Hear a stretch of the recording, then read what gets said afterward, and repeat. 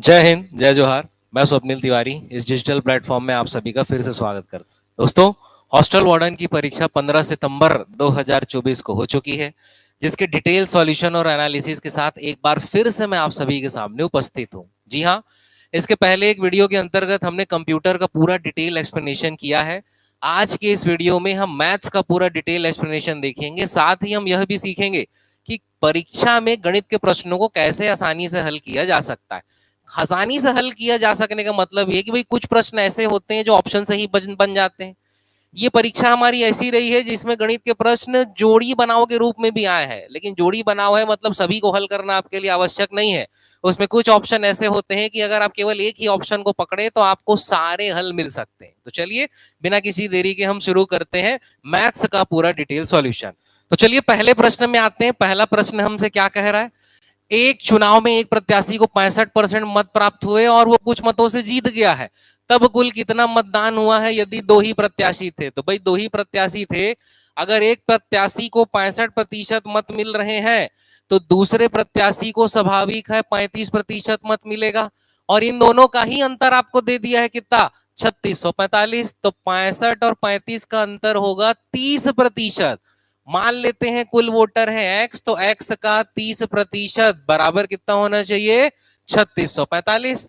अब ये क्वेश्चन बन गया, आपको कैलकुलेट कर देना है। 0 0 कट जाएगा, 3 से कटेगा कितने बार? एक बार, दो बार, एक बार, 5 बार, और ये 10 यहां पर गुणा हो जाएगा, यानी 12150, और 12150 अर्थात ऑप्शन नंबर डी।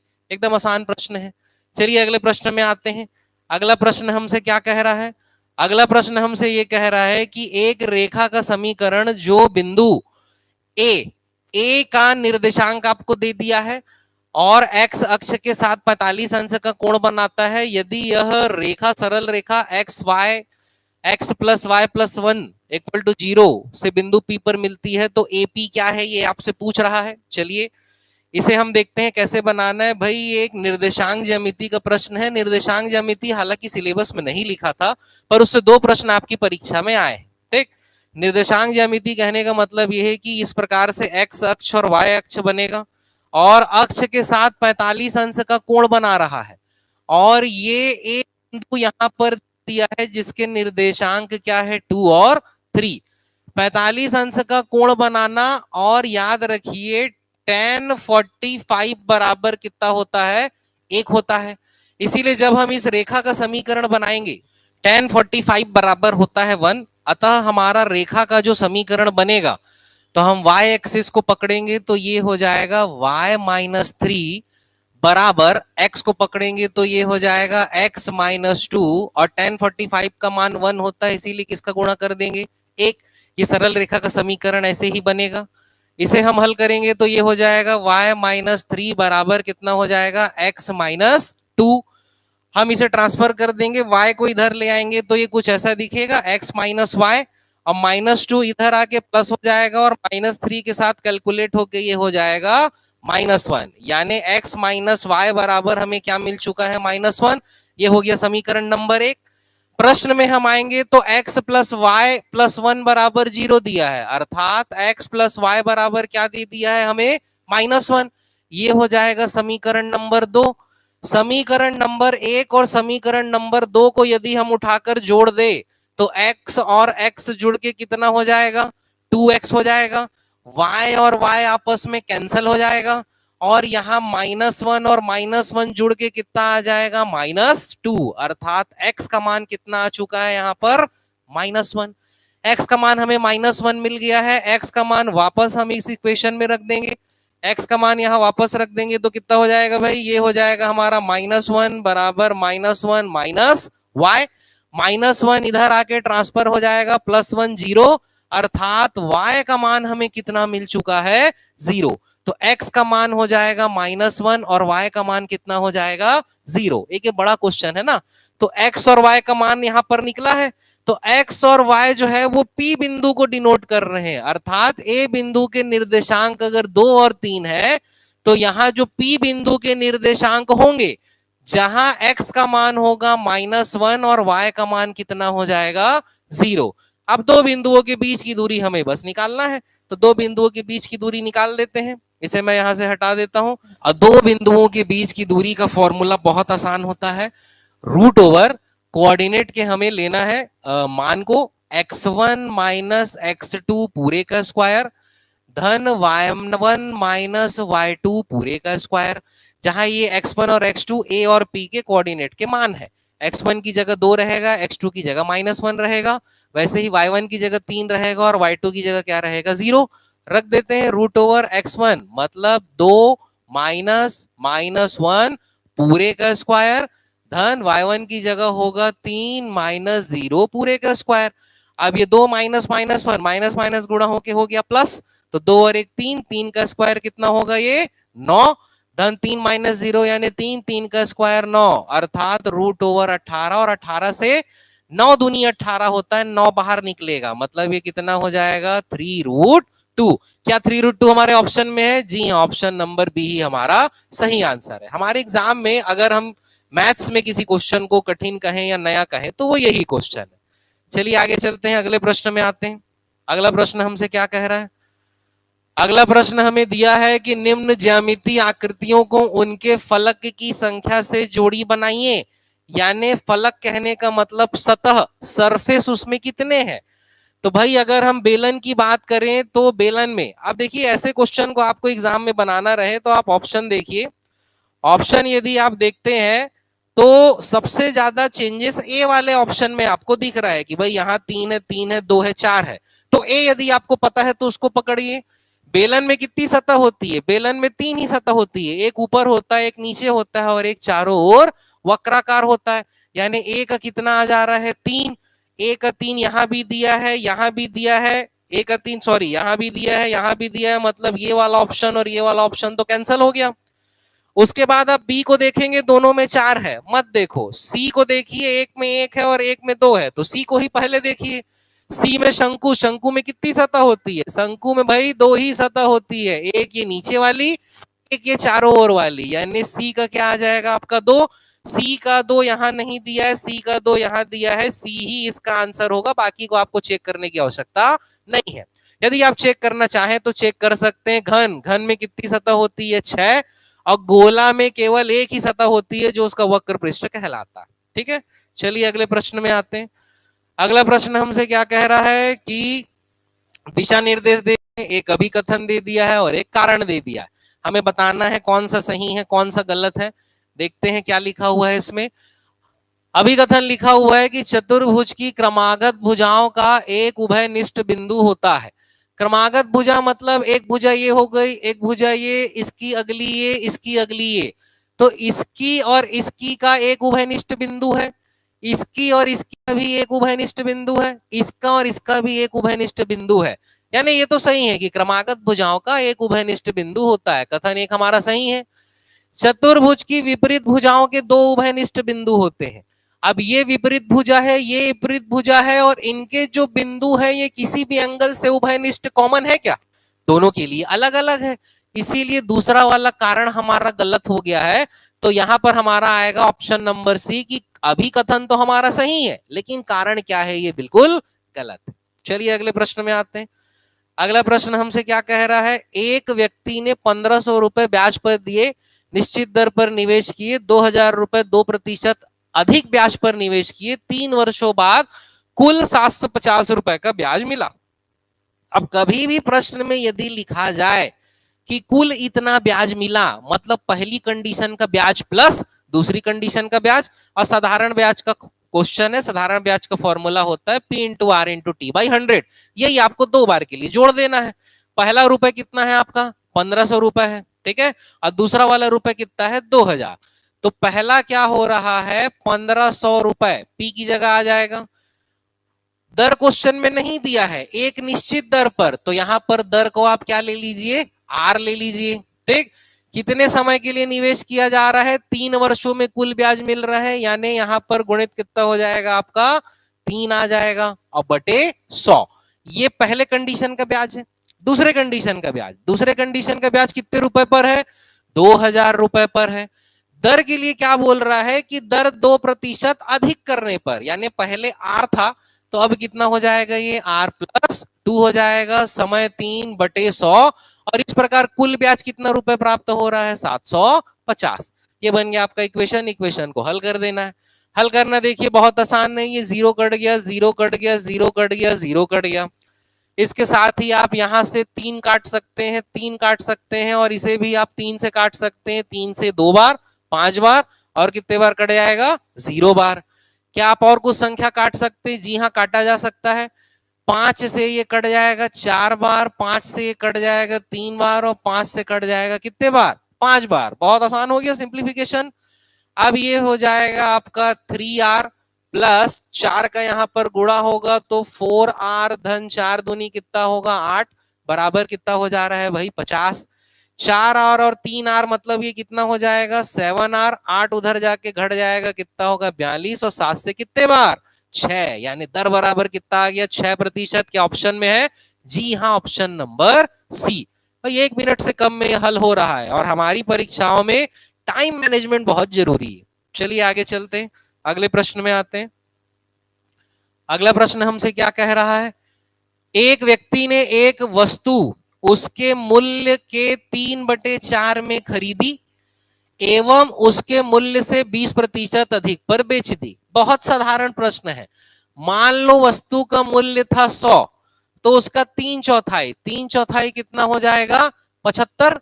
तो एक व्यक्ति ने वस्तु उसके मूल्य के यानी 100 रुपए की जगह कितने में खरीदी, 75 में खरीदी, और मूल्य के 20% अधिक पर बेच दी, यानी 100 में 20% अधिक कितना हो जाएगा, 120 हो जाएगा। 120 हो जाएगा तो व्यक्ति का लाभ प्रतिशत आपसे पूछ रहा है। तो भाई 75 रुपए उसका लागत पड़ रहा है और 120 रुपए में वो बेच रहा है। तो 120 में आपका 75 घटा देंगे तो कितना आ जाएगा भाई, ये 45 आ जाएगा। लागत हो जा रहा है 75 गुणित कितना हो जाएगा, 100। हल कर दीजिए, 25 से 3 बार, 25 से 4 बार, 3 से कितने बार, 1 बार, 5 बार, और 15 चौक कितना आ गया, 60। क्या है ऑप्शन में, जी हाँ, ऑप्शन नंबर बी, 60%। समझ में आ रहा है ना हल कैसे हो रहा है। प्रश्नों को पढ़ना है और प्रश्नों को पढ़ के इक्वेशन को ड्रॉ कर देना है। प्रश्न से ज्यादा यदि आप सोचे तो फंसे। चलिए अगले प्रश्न में आते हैं। अगला प्रश्न हमसे क्या कह रहा है, एक व्यापारी एक घड़ी को 540 रुपए में खरीदा, उस पर ऐसा मूल्य अंकित किया कि 15% छूट देने पर भी 19% का लाभ हो। तो भाई खरीदी मूल्य कितना है, 540, और जो लाभ होगा किसके ऊपर होगा, 540 के ऊपर। तो इसीलिए हम यह इक्वेशन बनाएंगे, 540 गुणित लाभ प्रतिशत कितना है, 19। तो हम यहां गुणा करेंगे 119/100। ये किसके बराबर होना चाहिए, ये उसके बराबर होना चाहिए जो अंकित मूल्य में छूट दी जा रही है। अंकित मूल्य हमें निकालना है, तो अंकित मूल्य यहां पर मैं लिख देता हूं, एम लिख देता हूं, अंकित मूल्य यही है। और इस पे छूट यानी डिस्काउंट कितने प्रतिशत का, 15, जो 100 से कम होगा। इसीलिए 15 100 में घटा देंगे, अर्थात किसका गुणा करेंगे हम, 85/100। ये दोनों मूल्य बराबर रहेगा। इसे हम हल कर देंगे। हल कर देंगे तो 100 और 100 कट जाएगा, 17 सत्ते 119 और 17 पंचे 85। 5 से कट जाएगा, 5 से 1 बार, 0 बार, और 8 बार गुणा हो जाएगा, 8 ही 7 56। और इकाई में 6 वाला एक ही ऑप्शन है, 756 को टिक मार के आप आगे बढ़ सकते हैं। पूरा हल करने की जरूरत नहीं है, पूरा हल करके आप चेक भी कर लीजिए। 7 8 56 आ जाएगा, 5 और 7 एकम 7, आंसर कितना आ जाएगा, 756। भाई समय आप जितना बचाएंगे, बाकी प्रश्नों में जहां समय देने की आवश्यकता है वहां वो काम आएगा। ठीक, चलिए अगले प्रश्न में आते हैं। अगला प्रश्न हमसे क्या कह रहा है, यदि किसी कोण और उसके पूरक कोण के आधे का योग 75 है। देखिए एग्जाम में पूरक कोण से संबंधित 2 प्रश्न आए हैं, लेकिन हिंदी और इंग्लिश में कुछ गड़बड़ लिखा गया। इसके लिए तो सही लिखा है, ये वाला क्वेश्चन सही है मेरे हिसाब से। इसमें हिंदी और इंग्लिश दोनों में सेम चीजें लिखाई हुई है। पूरक कोण कहने का मतलब होता है आपका सप्लीमेंट्री एंगल, और यहाँ पर सप्लीमेंट्री एंगल ही लिखा हुआ है। ठीक है, मैं इंग्लिश वाला भी इसका ओरिजिनल क्वेश्चन पेपर भी अभी आपको दिखाता हूँ। अभी आप ऑब्जर्व करेंगे कि यदि किसी कोण और उसके पूरक कोण, पूरक कोण कहने का मतलब ये होता है जब 2 कोणों का योग 90 डिग्री हो तो उसे हम क्या कहते हैं, पूरक कोण कहते हैं। तो यदि किसी कोण और उसके पूरक कोण, तो यदि किसी कोण मतलब क्या मान लिए, x, और उसके पूरक कोण के आधे का योग, अगर x है तो इसका पूरक कोण कितना होगा, 90 - x होगा ना। क्योंकि दो कोणों का योग, दो कोण पूरक कोण तभी कहलाते हैं जब उनका योग कितना होता है, 90 डिग्री होता है। तो अगर एक कोण x है तो दूसरा कोण कितना हो जाएगा, 90 माइनस एक्स। अब क्वेश्चन के अकॉर्डिंग इक्वेशन बना देना है। यदि किसी कोण मतलब x और उसके पूरक कोण के आधे, पूरक कोण के आधे यानी 90 माइनस एक्स का आधा का योग कितना दे दिया है आपको, 75, तो वह कोण होगा। हल कर दो तो ये हो जाएगा 2x धन 90 माइनस एक्स बराबर बटे 2 बराबर कितना, 75। 2 का उधर गुणा हो जाएगा और ये हो जाएगा x प्लस 90 बराबर कितना होगा, 150। 90 उधर जाकर घट जाएगा तो x बराबर कितना आ जाएगा, 60। क्या ऑप्शन में है, जी हाँ, ऑप्शन नंबर सी 60। ठीक, चलिए अगले क्वेश्चन में आते हैं। अगला क्वेश्चन हमसे क्या कह रहा है, अगला क्वेश्चन हमसे ये कह रहा है कि एक समद्विबाहु त्रिभुज का आधार 24 सेंटीमीटर है और उसका क्षेत्रफल 192 है।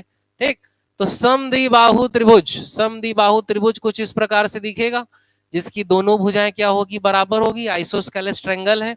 और इसका आधार कितना दे दिया है, 24 दे दिया है। मान लेता हूं मैं इस बिंदु से इस भुजा पर लंब डाल रहा हूं, तो जब शीर्ष से भुजा पर आधार पर लंब डाला जाता है तो वह लंब जो है उसे इक्वली डिवाइड करता है, मतलब ये वाला 12 हो जाएगा। ठीक, और ये हमारा एक समकोण त्रिभुज बन रहा है और ये ऊंचाई को मैं h मान लेता हूं। हमें पता है त्रिभुज का क्षेत्रफल, त्रिभुज का क्षेत्रफल क्या होता है, 1/2 इंटू बेस इंटू हाइट, 1/2 गुणित आधार गुणित ऊंचाई। अब यहां पर आ जाएगा 1/2। आधार की हम बात करेंगे तो आधार कितना दे दिया है, 24। ऊंचाई, ऊंचाई हमें निकालना है। उसके बाद क्षेत्रफल हमें क्वेश्चन में दे दिया है कितना, 192। हल कर देंगे, 2 से कितने बार जाएगा, 12 बार। 12 से कितने बार चले जाएगा, एक बार। बचेगा कितना आपका, 12 एकम 12, 7, 12 छक्के 72, यानी ऊंचाई हमको कितना मिल गया है, 16। अब हमें निकालना है इस त्रिभुज का परिमाप, यानी तीनों भुजाएं पता होनी चाहिए। एक भुजा 24 पता है, यहां पर हमें h बराबर 12 मिल चुका है, तो समकोण त्रिभुज में हम पाइथागोरस प्रमेय लगा देंगे। ये वाला मान हमको निकालना है, x का मान निकालना है, समझ लीजिए। तो x का वर्ग बराबर कितना होगा, h का मान आ चुका है 16 का वर्ग धन 12 का वर्ग, यानी x का वर्ग बराबर 16 का वर्ग होगा कितना, 256 धन 12 का वर्ग कितना होगा, 144। इसको हल करेंगे तो x का वर्ग बराबर, दोनों को जोड़ेंगे तो कितना आ जाएगा, 400, अर्थात x बराबर कितना आ गया, 20।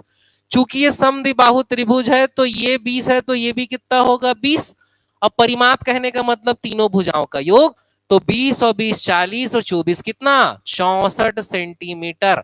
ऑप्शन नंबर ए हमारा आंसर है। समझ में आ रहा है कैसे बन रहा है। ठीक, चलिए आगे चलते हैं, अगले क्वेश्चन में आते हैं। अगला क्वेश्चन हमसे क्या कह रहा है, वह बड़ी से बड़ी संख्या जिसमें 37, 56 और 93 को विभाजित करने पर क्रमशः शेषफल 1, 2 और 3 प्राप्त होता है। वह बड़ी से बड़ी संख्या जिससे भाग देना है, जब वो निकालना रहे तो हमें एचसीएफ निकालना होता है। और यदि शेषफल हमें दे दिया है तो हम उस संख्या से शेषफल को पहले ही घटा देते हैं। अर्थात 37 में एक बच रहा है शेषफल, इसलिए एक घटा देंगे तो कितना आएगा, 36।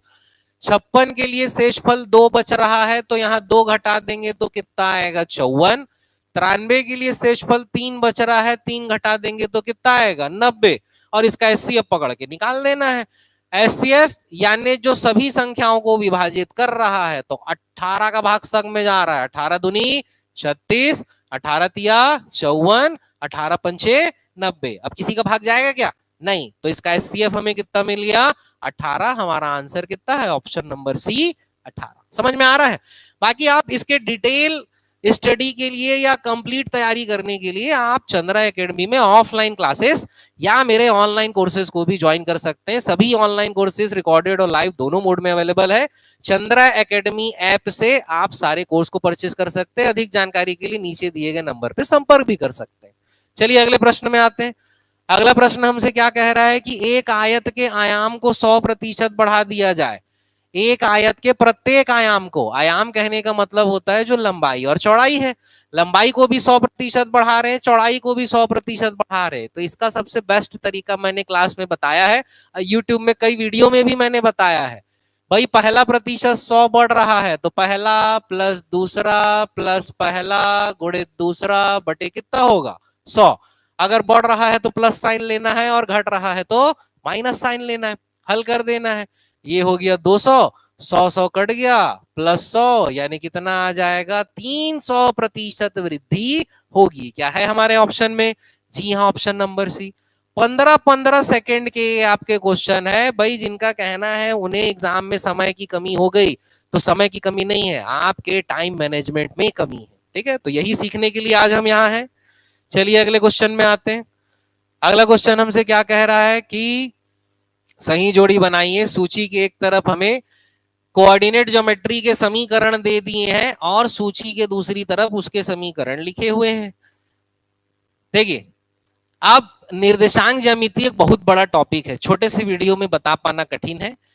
अगर मैं आपसे कहूं यहां पर कि ये वाला जो समीकरण है ax plus B Y plus C equal to 0 के समांतर रेखा का जो समीकरण है, वो समांतर रेखा का समीकरण हमेशा होगा ax प्लस बी वाई बराबर 0। ax प्लस बी वाई बराबर 0 यानी पहले का 1 कहां पर दिया हुआ है, यहां पर दिया हुआ है, यानी ये दोनों ऑप्शन हमारा कैंसिल हो गया। उसके बाद आप देखोगे b अलग है, सी बी जो है हमारा सेम है, उसको चेक करने की आवश्यकता नहीं है। सी और डी, बी सेम है कहने का मतलब ये बी वाले का दूसरा होगा ही, उसको पढ़ने की आवश्यकता नहीं है। सी पर तीसरा और चौथा दिया है, डी पर चौथा तीसरा, और सी और डी में आपको ज्ञात करना है। तो सी लिखा हुआ है A X plus B Y plus C बराबर 0 के समांतर और मूल बिंदु से होकर जाने वाली रेखा का समीकरण, वो हमेशा उसके निर्देशांक पलट जाते हैं, ए की जगह बी हो जाता है, बी की जगह ए हो जाता है और बीच का चिन्ह माइनस हो जाता है। अब ये क्लास में जब हम डिटेल पढ़ेंगे तभी समझ में आएगा। तो सी का क्या हो जाएगा भाई चौथा, सी का चौथा यानी ऑप्शन नंबर बी, यही हमारा आंसर है। ठीक है, निर्देशांक ज्यामिति बहुत बड़ा टॉपिक है। इस एक क्वेश्चन में ये 4 अलग अलग टॉपिक को समझाना थोड़ा सा कठिन है, इसीलिए मैं इसे डायरेक्ट बता रहा हूं। आप डिटेल यदि सीखना चाहते हैं, आप बेझिझक होकर मुझसे आकर मिल सकते हैं। चलिए अगले प्रश्न में आते हैं। अगला प्रश्न हमसे क्या कह रहा है? सही जोड़ी बनाइए। बहुत सरल है, सही जोड़ी का ये प्रश्न है। चाल बराबर, ये सभी को पता होगा, चाल बराबर क्या होता है भाई? दूरी बटे समय। चाल बराबर दूरी बटे समय दे दिया है आपका ऑप्शन नंबर में 3 में। तो पहले का तीसरा आपका ये वाला है और ये वाला है, यानी ये दोनों तो क्या हो जाएगा आपका कैंसिल हो जाएगा। इसमें चौथा दिया है, चेक मत करो, सीधा सी वाले को चेक करो। सी समय बराबर होता है दूरी बटे चाल, सी का दूसरा यानी ऑप्शन नंबर डी ही हमारा सही आंसर है, बाकी चेक करने की आवश्यकता नहीं। चलिए अगले प्रश्न में आते हैं। अगला प्रश्न हमसे क्या कह रहा है? एक रेलगाड़ी जिसकी लंबाई 180 मीटर है, बिजली के खंबे को 6 सेकंड में पार करती है। एक पुल जिसकी 240 मीटर लंबाई है कितने समय में पार करेगी? बहुत आसान प्रश्न है भाई। जब भी ट्रेन किसी पुल को क्रॉस करती है तो दोनों की लंबाई जुड़ जाती है, और यदि हमें समय निकालना है तो हमें ट्रेन की चाल पता होनी चाहिए। तो ट्रेन की जो लंबाई है और खंबे को क्रॉस करने में जितना समय ले रही है वही उसकी चाल होगी। तो ट्रेन की चाल कितनी हो जाएगी? ट्रेन की लंबाई 180 और खंबे को पार करने में लगा समय जो कि कितना दे दिया है 6, इसको हल कर देंगे तो कितना आ जाएगा 30 मीटर पर सेकेंड। यही ट्रेन की चाल होगी, क्योंकि खंबे की कोई लंबाई नहीं होती इसीलिए लंबाई नहीं जुड़ेगी। लेकिन जब पुल को क्रॉस कर रही है तो पुल को क्रॉस करने में उसकी लंबाई जुड़ेगी। तो अब इस कंडीशन में क्रॉस करने में लगा समय, दोनों लंबाई को हम जोड़ देंगे तो 180 प्लस कितना हो जाएगा यहाँ पर 240 बटे ट्रेन की चाल, और ट्रेन की चाल हम निकाल चुके हैं, कितना है 30 है। बहुत आसानी से इसको हल कर दीजिए, ये जीरो और ये जीरो काट दीजिए, 3 से काट दीजिए, कितने बार 3 से कटेगा 6 बार और कटेगा 8 बार, 8 और 6 कितना हो गया 14 सेकेंड। ये होती सॉल्व करने की अप्रोच। ठीक है, चलिए अगले प्रश्न में आते हैं। अगला प्रश्न हमसे क्या कह रहा है? 3 संख्याओं में से पहली संख्या दूसरी संख्या से 2 गुनी एवं तीसरी संख्या से 3 गुनी है और इन तीनों संख्याओं का औसत दे दिया 88, तब प्रथम एवं तृतीय संख्या का अंतर आपसे पूछ रहा है। औसत का एक मजेदार प्रश्न है ये। देखिए पहली संख्या दूसरी से 2 गुनी है, तो दूसरी संख्या पहली से क्या होगी, आधी होगी। तो अगर पहली संख्या x है तो दूसरी संख्या, ध्यान से पढ़ेंगे, पहली संख्या दूसरी की 2 गुनी है, यानी दूसरी संख्या पहली की क्या होगी, आधी। तो दूसरी संख्या पहली की आधी मतलब x/2, और तीसरी संख्या जो है वो 3 गुनी है, यानी पहली की कितनी होगी, वो तिहाई, अर्थात कितना हो जाएगा, x/3। और इन तीनों का औसत आपको कितना दे दिया है, 88, अर्थात इन तीनों का योग होगा आपका 88 गुणित 3। भाई दो संख्याओं का औसत अगर 5 है तो उनका योग कितना होता है, 2 गुणित 5। वैसे ही तीन संख्याओं का अगर औसत 88 है तो उनका योग कितना होगा, 88 गुणित 3। चलिए इसको हल कर देते हैं। हल करेंगे तो 3 दूनी हो जाएगा 6, ये हो जाएगा 6x, 2 से 3 बार तो ये होगा 3x, 3 से 2 बार तो ये कितना होगा, 2x, बराबर इधर गुणा हो जाएगा तो ये कितना हो जाएगा, 8, 3 अट्ठे हो जाएगा 24, 3 अट्ठे 24 और 2 कितना हो जाएगा, 26। सबको जोड़ देंगे, 6 3 9, 9 और 2 कितना हो जाएगा, 11x/6 बराबर 264। 11 से कट जाएगा, 11 दूनी 22 और 11 चौक, और 6 का गुणा हो जाएगा तो 24 छक्के 144। तो x का मान हमारा कितना आ गया है, 144, यानी पहली संख्या कितनी है, 144। एग्जाम में बहुतों से हड़बड़ी में 144 आ गया है और टिक मार दिए हैं, गलती हुई है। तो ध्यान देना, हमसे पहली संख्या नहीं पूछा है, क्या पूछा है, पहली और तीसरी संख्या का अंतर पूछा है। तो पहली संख्या 144 है, तीसरी संख्या हम निकाल लेते हैं, 144/3, 3 से कितने बार, 3 चौक 12 और 3 अट्ठे 24। 144 और 48 का अंतर हमें निकालना है, तो 14, 14 में से 8 गया कितना, 6, और 6 वाला एक ही इकाई वाला ऑप्शन है, कौन सा ऑप्शन, नंबर ए। पूरा आंसर निकालने की आवश्यकता नहीं है, आप निकाल के देख लीजिए आंसर कितना आएगा, 96। चलिए आगे चलते हैं, अगले क्वेश्चन में आते हैं। अगला क्वेश्चन हमसे क्या कह रहा है, अभिकथन 25% को दशमलव में बदलने के लिए हम 25 को 100 से विभाजित करते हैं। जी हाँ, 25% को दशमलव में बदलना है तो 25% बराबर 25/100, यानी 0.25। तो ये तो बिल्कुल सही है। प्रतिशत को दशमलव में बदलने के लिए दशमलव बिंदु को एक स्थान बाएं ले जाते हैं, ये गलत है। हमें 25 के लिए ये दिख सकता है, भाई 25 की हम बात करें तो 25 को यदि दशमलव में बदलना है तो एक स्थान बाएं लगा दिए, ये हमको ठीक है भाई, दिख रहा है अभी ये कि 25% बराबर भी कितना हो गया, 0.25। और यहाँ पर प्रतिशत को दशमलव में बदलने के लिए 25% को दशमलव में बदलना है तो एक स्थान बाएं दशमलव लगा दिए, तो ये भी 0.25 और ये भी 0.25, तो यहाँ पे हमको सही दिख रहा है। लेकिन अगर मैं बात करूं 1%, तो 1% कहने का मतलब कितना हुआ, 1/100, यानी 0.01। लेकिन अगर 1% को केवल बाएं स्थान में मैं एक स्थान में दशमलव लगा दूं तो ये कितना दिखेगा, 0.1। तो हो गया ना गलत, 1% मतलब 0.01 होता है, ना कि 1% मतलब 0.1। इसीलिए दूसरा वाला कारण है हमारा गलत होगा, तो सी आएगा इसका, कि कथन सही है लेकिन कारण क्या है भाई, गलत है, ध्यान रहेगा। चलिए आगे चलते हैं, अगले प्रश्न में आते हैं। ये वाला बहुत लोगों से गलती हुई है ना भाई, इसे ध्यान रखेंगे।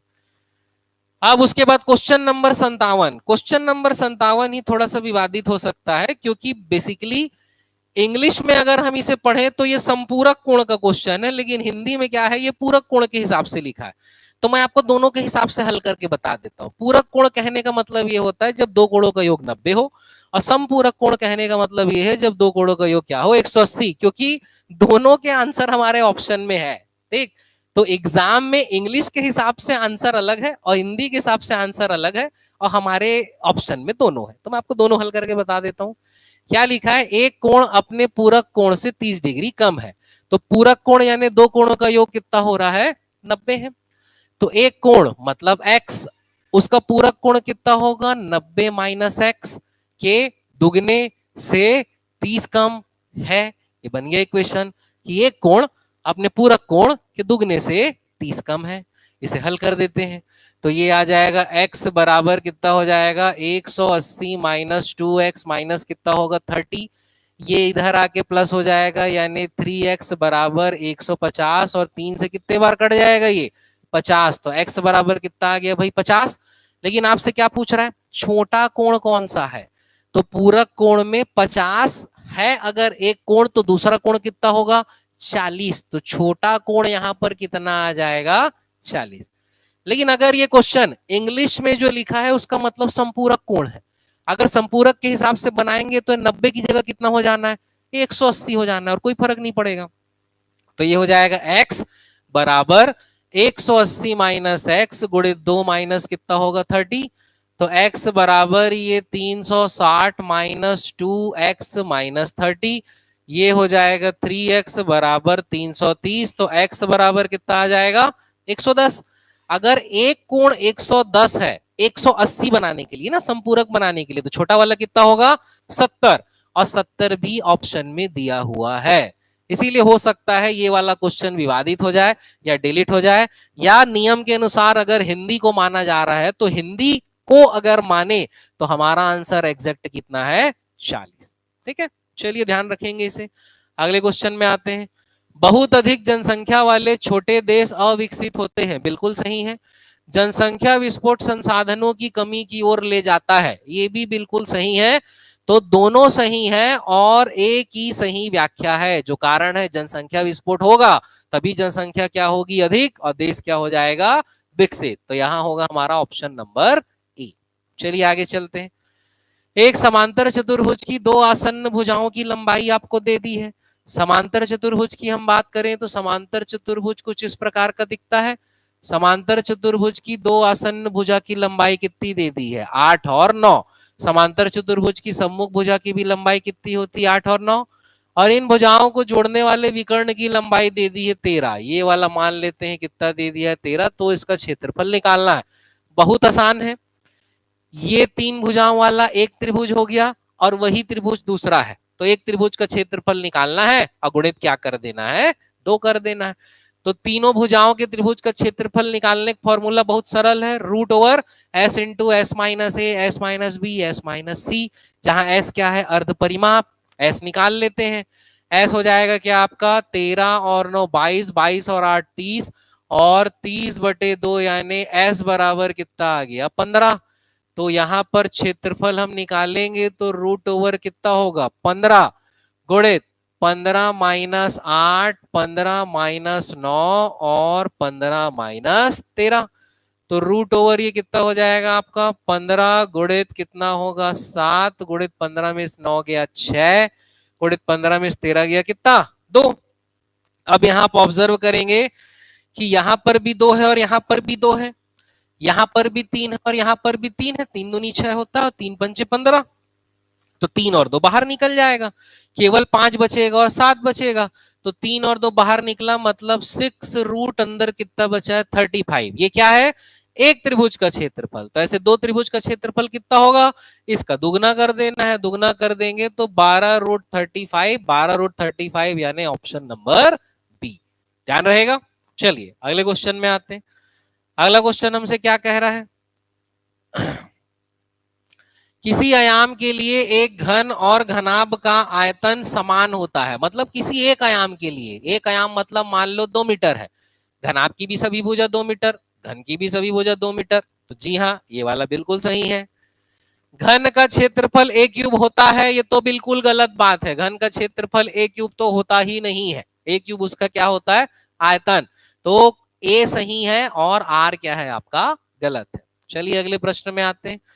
अगला प्रश्न हमसे क्या कह रहा है, निम्न से कौन सा ठोस है, तो घन ठोस है, बेलन ठोस है, खोखला बेलन और गोली छल्ला ठोस नहीं है, कोई भी खोखली चीज ठोस नहीं होती, तो यहां पर ए और बी बस सही है, यानी ऑप्शन नंबर क्या होगा सी। चलिए अगले प्रश्न में आते हैं। अगला प्रश्न क्या कह रहा है, सही जोड़ी बनाइए। सही जोड़ी बनाइए में देखिए, अब इसमें हो सकता है आपको लगे कि हमें पूरा एक एक को हल करके देखना पड़ेगा, यहां पर आप ऑब्जर्व करेंगे तो जो ऑप्शन नंबर डी वाला है, डी वाला जो हम मैच कर रहे हैं उसमें सब अलग अलग है, ठीक है, यानी अगर डी को हम एग्जैक्ट ज्ञात कर लेंगे तो बाकी हमको हल करने की आवश्यकता नहीं है, ऐसे ही अप्रोच एग्जाम में रखना है। अब डी को हम हल करते हैं, निकालते हैं, यहां पर कितना दिया है हमें x बटे 2 बराबर y बटे 3 दे दिया है। x का मान यहां पर निकाल लेते हैं, 2 बटे 3 क्या होगा y। अब इस इक्वेशन में मैं रख देता हूं x का मान, यहां सीधा ऐसा रख दे रहा हूं मैं x का मान, तो ये हो जाएगा क्या 5 गुणित 2 बटे 3y धन 7y बराबर कितना होगा 11। तो ये हो जाएगा 10 बटे 3y धन 7y बराबर 11। तो ये हो जाएगा 3 7 या 21, 21 और 10 कितना होगा 31y बटे 3 बराबर 11। तो ये हो जाएगा आपका कितना y बराबर 11 तिया 33 बटे 31। y का मान यहां पर रख दोगे तो x बराबर कितना हो जाएगा 2 बटे 3 गुणित y का मान कितना आ गया है 33 बटे 31। अब 3 से ये कितने बार कट जा रहा है आपका 11 बार कट जा रहा है, और ये कितना आ गया आपका 11 दूनी 22 बटे 31। तो x का मान आ गया है 22 बटे 31 और y का मान आ गया है 33 बटे 31। और हमें क्या निकालना है y अनुपात x, तो y का मान रख देते हैं 33 बटे 31 और पूरे के बटे क्या हो जाएगा x का मान, यानी कितना 22 बटे 31। नीचे से 31 31 कट गया, 33 और 22 भी कट जाएगा, लेकिन यहाँ पहला वाला दिया है क्या 33 बटे 22। यही हमारा सही आंसर है, डी को पकड़ लिए हम। कौन सा वाला है डी के लिए पहला वाला है, और डी के लिए पहला वाला एक ही ऑप्शन है, तो बाकी को चेक करने की आवश्यकता नहीं है। ऑप्शन नंबर सी ही आपका आंसर है। तो ऐसी अप्रोच के साथ यदि आप एग्जाम में क्वेश्चन को हल करेंगे तो सफलता आपको जरूर मिलेगी। चलिए आगे चलते हैं, अगले प्रश्न में आते हैं। अगला प्रश्न हमसे क्या कह रहा है, 5 अंकों की सबसे छोटी संख्या जिसे 3 4 5 6 से विभाजित करने पर शेष फल 2 प्राप्त होता है। तो छोटी से छोटी संख्या जिसमें भाग देना है, अगर वो निकालना रहे तो आपको एलसीएम निकालना है। तो 3 4 5 और 6 का आप एलसीएम निकाल दो, बहुत सरल है। 2 से 3, 2 से 2 बार, 5 और 2 से 3 बार, फिर 3 से 1 बार, 2 5 और कितने बार 1 बार। तो 2 तिया 6, 6 दूनी 12, 12 पंचे 60। तो एलसीएम कितना आ चुका है 60। अब आपको कितने अंकों की छोटी से छोटी संख्या निकालना है 5 अंकों की। तो 5 अंकों की छोटी से छोटी संख्या होती है 10,000। 10,000 में आप किसका भाग देते जाओगे एलसीएम का भाग देते जाओगे 60 का। तो 60 एकम कितना हो जाएगा 60, बचेगा कितना 40, उतरा 0। 60 छक्के कितना होगा 360, बचेगा 40, उतरेगा 0। 60 छक्के होगा 360 और बचेगा कितना 40। यानी अगर 10,000 में 40 घटा दोगे तो 60 से विभाजित होगा, अर्थात इन सब से विभाजित होगा। या 10,000 में कुछ जोड़ देंगे, और हम जोड़ते हमेशा किसको है, इसको 60 से भाग जाने के लिए और कितना चाहिए 20 और चाहिए, या इनका अंतर कितना हो रहा है 20। अब इसमें 20 हम और जोड़ देंगे, तो 10,000 प्लस 20 यानी कितना हो जाएगा 10,020।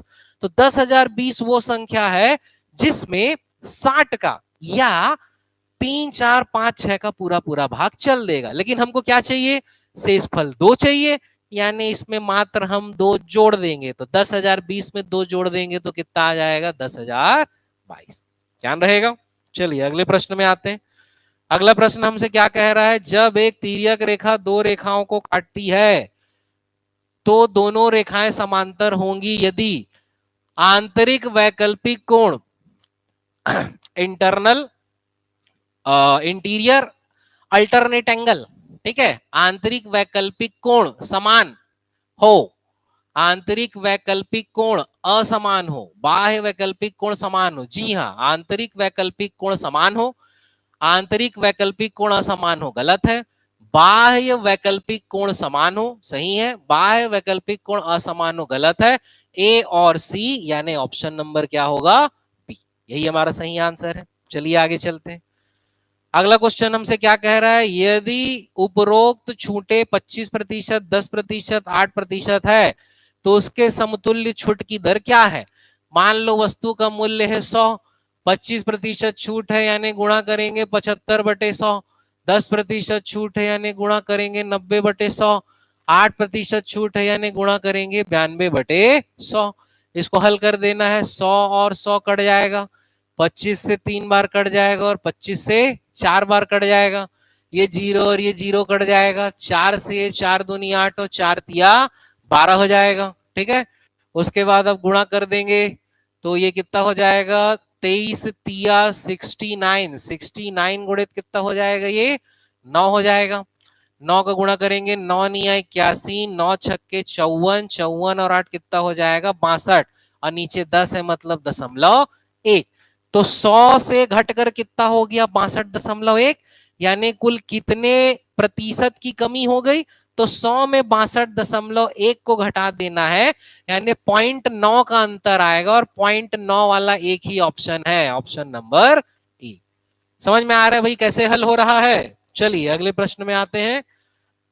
अगला प्रश्न हमारा सामान्य ज्ञान से संबंधित है। तो गणित के प्रश्न इतने ही थे। मैं आशा करता हूं कि आपको गणित के सभी प्रश्नों को आसानी से हल करने की अप्रोच समझ में आई होगी। ऐसे ही अप्रोच आप यदि सीखना चाहते हैं तो आप मेरी क्लासेस ज्वाइन कर सकते हैं। मेरी क्लासेस चंद्रा एकेडमी में ऑफलाइन और ऑनलाइन दोनों मोड में अवेलेबल है। इसके अतिरिक्त इस एग्जाम में आंसर को चेक करने के पश्चात आपको निराश नहीं होना है। आगामी बहुत सारे एग्जाम हैं, आपको अपनी तैयारी को और मजबूत बनाना है। यदि सभी के सभी आंसर सही है तो बहुत अच्छी बात है, मेरी शुभकामनाएं उनके साथ है।